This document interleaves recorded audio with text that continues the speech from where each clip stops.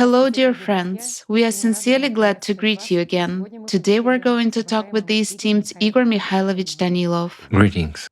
Igor Mikhailovich, in the previous video, you touched upon an interesting paradox. You said that there are people who are ready to give up absolutely everything, their homes, their jobs, and sometimes even their relatives and friends. These people are ready to take all possible risks and to start life from a clean slate, all for the sake of saving their lives in today's climatic reality. Yet, paradoxically, these people are not ready to build a creative society, where in fact all these risks, all these sacrifices are absolutely unnecessary, where people's homes are preserved, where humanity is preserved, and where the life of each person is improved. And you asked the question, what is actually wrong with humanity? Although this question was a bit rhetorical, it would be good to figure out this mechanism of how consciousness works and to understand this process, this paradox more deeply as to why people do this and why such paradoxes take place. Because our life is such. Indeed, we have such a life nowadays. Let's try to look at this question a little bit more broadly at what is actually going on so as to understand what is happening to us and why we are ready to radically change our whole life, leave our homes, give up our jobs, just to change our life completely, to move to another place, to a place where we are strangers, where we don't know anything, but where there is safety. For the sake of our own survival, for the sake of our own safety, we are ready for such serious steps and deeds, but we are not ready to build the creative society.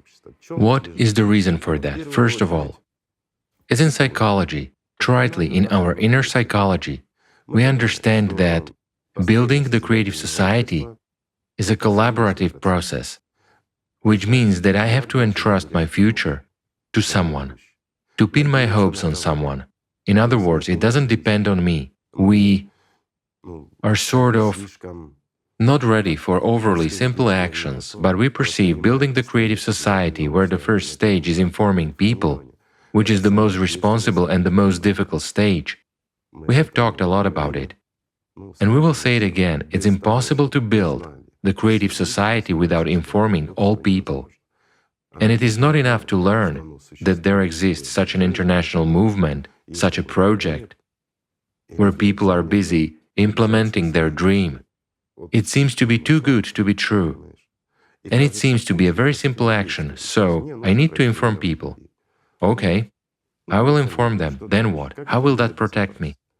So people don't even have an understanding of what the creative society actually is and what it will give people. If a person doesn't understand for himself what he will get in the creative society, if he doesn't live by it, whereas in order to understand this and begin to live by it, you need to go deeper, you have to study how realistic this is and what opportunities you will get. We are used to superficial perception of information, that's one of the reasons. Secondly, people think everything depends on someone else, not on me. This is also a very important point. In other words, will I be able to influence anything if others do not want that? If they don't even want to listen, actually, they don't want to listen because we ourselves sometimes don't understand something, or we convey information in the wrong way, or at the wrong time when a person is not ready to perceive it. Thus, we face the difficulty of information transfer. That's why it is the most difficult stage, friends, because we need to convince those who do not want to hear, because they are busy with their own problems, including their own safety. As for leaving everything, moving somewhere and thus ensuring one's own safety is the survival instinct, the instinct of self-preservation, and it works and predominates in everybody. You see how simple everything is? So everything is clear here as to why people are ready to incur serious losses but are not capable of acquiring something greater. As for why it all dominates us and why we have become like this, the answer to this lies in the cyclicity itself. Pardon me, in the Cerberus. This is really true. We have analyzed in the previous videos what is happening to our planet. Yes, the external cosmic influence increases the internal potential of our planet itself.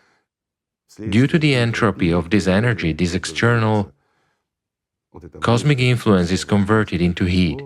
And one thing leads to another. It is clear that the trouble with the ocean happened as a result of our anthropogenic activities. In other words, we have really brought the ocean to the point that it is dying, it is not fulfilling its main function. Well, and as a result, there is a chain reaction. Thus, what we have is a consequence of both the cycle and our reckless actions.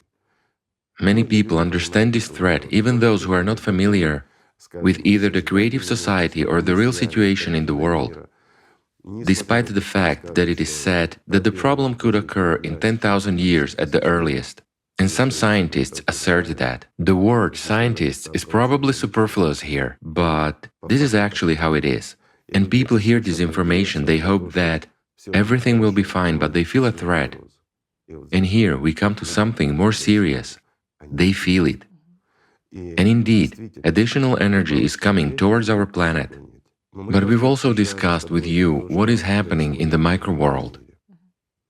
In the world of elementary particles, after all, their internal energy has also increased.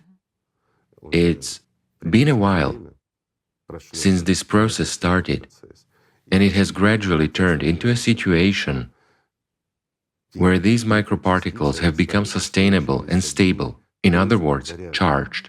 They've already become considerably filled. Meanwhile, we are made of these particles, just as the whole material world is. We feel additional energy. This is really so, and everybody feels it. But when we get this additional inner energy, we don't know how to use it. This is also true. As a result, there has been an increase in the number of various diseases, including mental illnesses. A lot of people are in a depressive state, and this number is increasing. And if we make a correlation with when mental problems and various chronic diseases started to appear en masse, when they got worse, when health problems in general and many unpleasant diseases got worse, we will see a very interesting pattern. It started getting drastically worse around the 1970s, and it keeps getting worse. That is precisely when we were approaching this peak, and even just glimpses of this power started to enter. They already started causing a serious transformation, not only to our planet, to its ecosystem, to its climate, and to everything else, not only to the microparticles, but, excuse me, to us as well. What do we see? We see that our world, I mean, our human world, and our relationships have indeed undergone serious changes within this short period of time. After all, humanity has been relatively stable for thousands of years, and we haven't seen such surges in recent history. Everything was milder. Everything was milder and calmer. There were fewer diseases. Now they say this is due to chemicals, various genetic experiments with food. Life became more urbanized, more technogenic. Plus, there are new methods of information exchange, including modern gadgets, and previously television. It has all affected our psychological and emotional state. As a result, many different psychosomatic diseases appeared, and also the fact that we started actively developing technologically has also affected us. I mean, we sort of began to affect the environment, and all of this together has led to the state we are in now. Well, and on the one hand, it can kind of be explained by these processes, while in reality, it all comes down to the fact that each of us feels that there is an excess of some energy, but we don't know how to use it properly. This is really true, and we have to understand that this power strengthens what is dominant in us. In other words, this is the power of will, let's put it this way. Where we direct it is what actually happens. But what is happening to us? It's natural that, due to a lot of different thoughts and everything else, as well as our lifestyle in general, we are more fixated on ourselves. And this fixation on ourselves leads to the fact that we are not able to see the whole picture.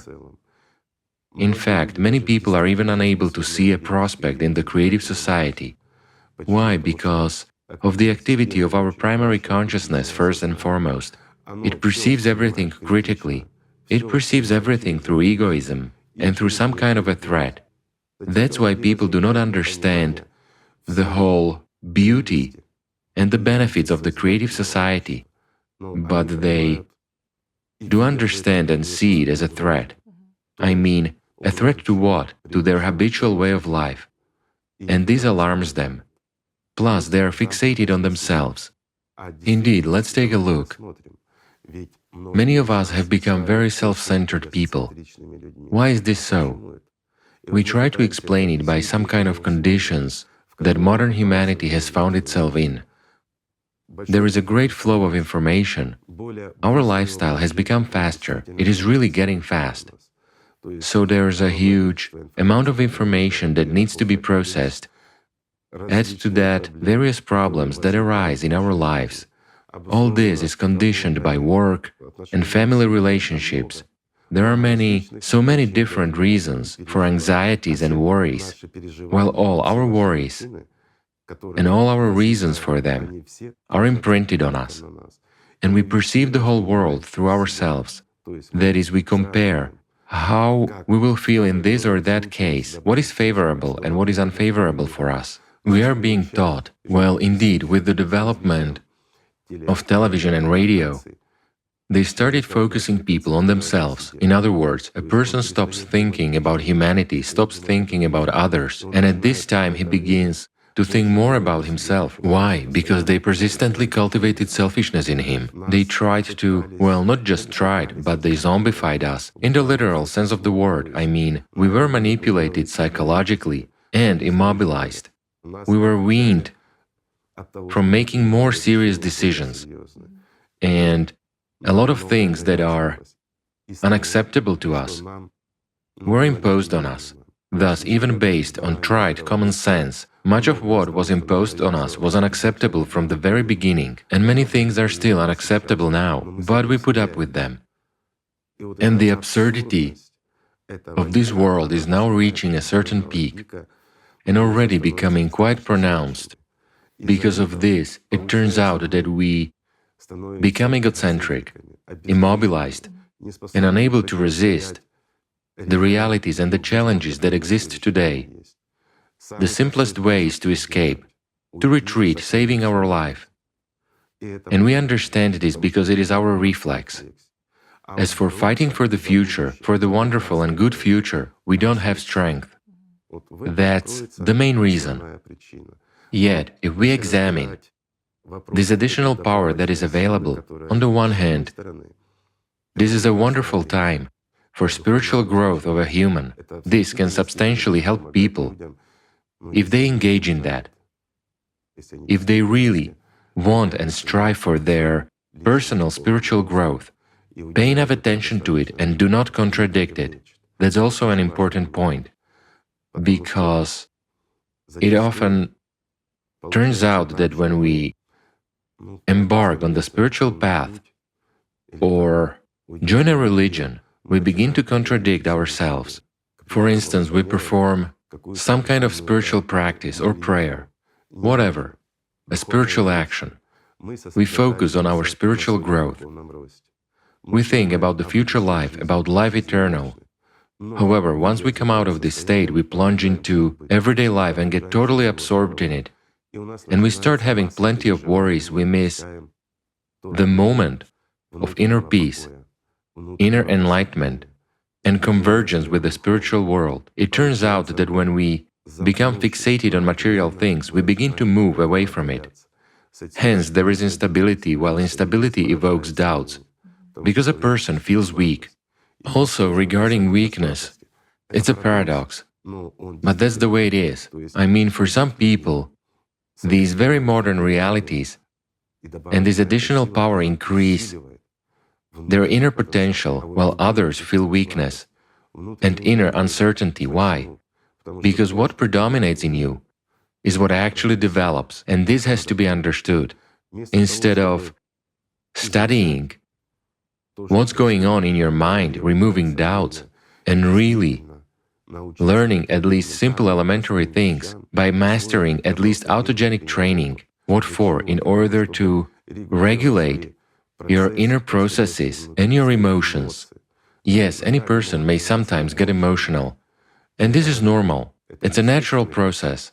That is, a person is focused on something, even if he is engaged in spiritual development. Well, it doesn't matter, even if he is quite developed spiritually, but after immersing himself in the material world, whatever, in caring about something or someone, his thoughts switch from his inner state to external matters.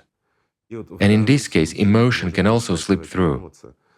But it is put in order very quickly, and it can no longer be destructive for such people. However, when we are unstable, when we perceive those thoughts which are generated in us, but we didn't request them, and they are destructive and aimed, excuse me, at destroying our life, instead of strengthening and improving it, yet we keep thinking them over. Well, this is no longer just the depression, this is masochism. I mean, we hurt ourselves and take pleasure in that, of some kind. If we didn't take pleasure in that, we wouldn't be doing it. Question: who inside of us takes pleasure? Actually, this is extremely simple for understanding, because these are simple, not complicated thoughts, rather these are emotions. While emotions and simple thoughts are controlled by our primary consciousness, meaning our primary egoist, the one who grows up, pardon me, in a sandbox on a playground. And, unfortunately, it often controls many people throughout their lifetime. It even dominates our intellectual, secondary consciousness that can question and explain everything. But primary consciousness prevails over the secondary one by means of banal emotions, selfishness, and comparison of what is good and acceptable for us and what is not. In other words, you see, these are simple things, and sometimes we ourselves, without understanding and knowing simple mechanisms, destroy our own lives. We destroy good families. After all, we observe this far and wide. People lived together in harmony, but then someone showed weakness and manifested his concentrated selfishness because he thinks only about himself and compares everything only in relation to himself, not even being aware of what is happening. This may cause a serious conflict, and a seemingly close-knit good family eventually breaks up. For many people, it's not clear, and even the family members themselves do not understand why this is happening. Meanwhile, it is all due to weakness, banal weakness, that nowadays prevents people from realizing, understanding and accepting the creative society that would make our life better and more beautiful.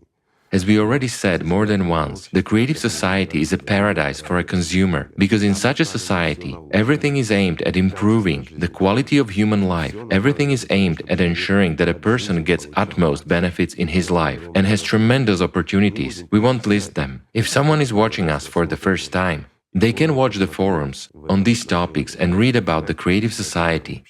There is nothing and has never been anything better than the creative society, and it is absolutely realistic to build it. But for that, people need to step over their weaknesses, while egoism is a weakness. Even if we actually regard it as egoism, every egoist would strive to build the creative society. Why? Because it is extremely beneficial to any person. Indeed, let's ponder. What values do we live by? I mean the genuine values which predominate in us. A simple question. It is inner peace because you don't worry about anything. Comfort. You have everything. You have comfort and absolutely no health concerns. After all, such a state when you are young and healthy despite your age is possible to attain solely in the creative society, and present-day science makes it possible to do this already. However, we can implement this only in the creative society. We cannot implement this in any other form of humanity's existence, neither in a consumerist format nor in a communist one, or in any other. This is indeed true, while in the creative society this becomes a norm. Why? Because any form of human existence where authority or dominance of a small group over the rest of humanity is preserved is utopian. and ultimately leads to people being deprived of their rights and opportunities and being unable to receive those benefits which a human should actually have. Only in one united civilization, everyone is really predisposed to take care of society as a whole. That is, when you want to improve something, you have to improve everyone's life, and together with everyone you will improve your own as well. Such a state of affairs is only possible in the creative society, while in the consumerist format and in any other forms of government and management of this world, or the coexistence in society, whatever we call it. But where the dominance of a small group or separate individuals over the majority remains, it always leads to a point when, due to their inner selfishness, those individuals appropriate all the benefits for themselves. They even go so far as thinking, "Let the whole world be destroyed, but my benefits should prevail over those of others. Otherwise, what's the point of my dominance?" Do you see what we have as a result? Yes, indeed. After all, this is unprofitable. It is indeed scary when people don't understand simple, elementary things. But it's a fact. So this inner potential, which is additionally flowing to every human being today, is being misused by us. Although, if we look at the past, back then we were told about this. We were taught by great teachers who came to this world how we should treat ourselves and other people, why it is the right and good way, and what benefits we would get from this. Yet we didn't listen. Indeed. We didn't believe in that, you see. You know, Igor Mikhailovich, now we already perceive the coming of God's messengers from a somewhat different perspective. Why they told people about how important it is to work on oneself and to study consciousness. And your words make us realize how much the cyclicity, how much the Cerberus also influences our thinking to a certain extent. It's just that our friends wrote us such letters and asked us questions regarding this, saying that they noticed in themselves occasional periods of this tremendous spiritual surge. Right. Or if they stumbled somewhere, went astray a little bit and got off the spiritual path, in just the same way there was a highly concentrated attack by the system Of course. on their inner world. Let's call things by their proper names in this case, because it's a serious issue. A person embarks on the spiritual path, he starts to develop, he starts to feel the inner, I would say, scent of bliss. In other words, he feels God's love, a lot of things change for him, and he begins to realize and understand a lot. But it's enough for him to go a little bit deeper into material things, into some problem, or he simply, I don't know, relaxed, watched a movie, became impressed with it. Some trivial, everyday problems started. The person plunged into them. And after a while he understands that inner hatred for everything spiritual revives in him. Simply rejection. He's even ready to curse God and everyone in the world, but why does this happen? Such a big contrast Of course. between these states, right? It is clear when people have unstable psyche, and they themselves are unstable, plus there is additional energy, they are thrown from one side to another. But when healthy, quite normal people behave like mentally ill individuals, and they feel and understand this, so many people become frightened by this. Meanwhile, everything turns out to be much more simple. There is a power that dominates in us, and this is an additional power. We feel it, and we feel it growing every year. So it turns out that where we direct it is what begins to dominate. After all, a human perfectly understands and remembers, especially as personality, if he developed spiritually before. He understands himself and perceives himself already as personality, and already as an observer he can monitor the processes taking place inside him. Before that, he was spiritually filled, calm, his consciousness was balanced, he perfectly and comprehensively perceived any problem and any issue of everyday life, whatever it was. He understood it all in essence, from the inside, tracing the cause and effect relationships. And whatever tragedy happened, he understood the finiteness of any problem. But something happens, he gets distracted, and he sees how emotions dominate him, how the system itself, inside him, begins to refute everything he felt before. And he feels that weakness, that hatred which is generated in him towards everything and everyone. Why? That's the answer, friends. This is due to additional energy. That's why the prophets came and taught us how to be stable, how to simply and easily come to the spiritual world and be worthy among the equals. That's the essence and the meaning. There is nothing difficult in this life. The main thing is to remain a human being. That is the most important thing. That's the simplest thing there can be. But it's the most valuable thing we can gain in this life. This is the future and eternal life. This is God's love. This is the meaning of our existence. But sometimes, unfortunately, we forget about this. We even forget about ourselves to such an extent that having an opportunity like the one we have today to save the whole world, to save ourselves, our relatives and friends, we forget about this and try to save only our own body, to move somewhere, to do something. Well, even if you postpone the death of your physical body for a short time, these events will reach you anyway. Moreover, very quickly, there is no point in running away from the climate Cerberus. The point is to defeat the Cerberus. That's what is important, and we, friends, have such an opportunity. We have everything for that. Understanding, knowledge, aspiration and desire. Yes, we are hindered by our stupidity. We are hindered by our selfishness. We are hindered by simple elementary things, by misunderstanding someone, by unwillingness to do something. But we do want to live.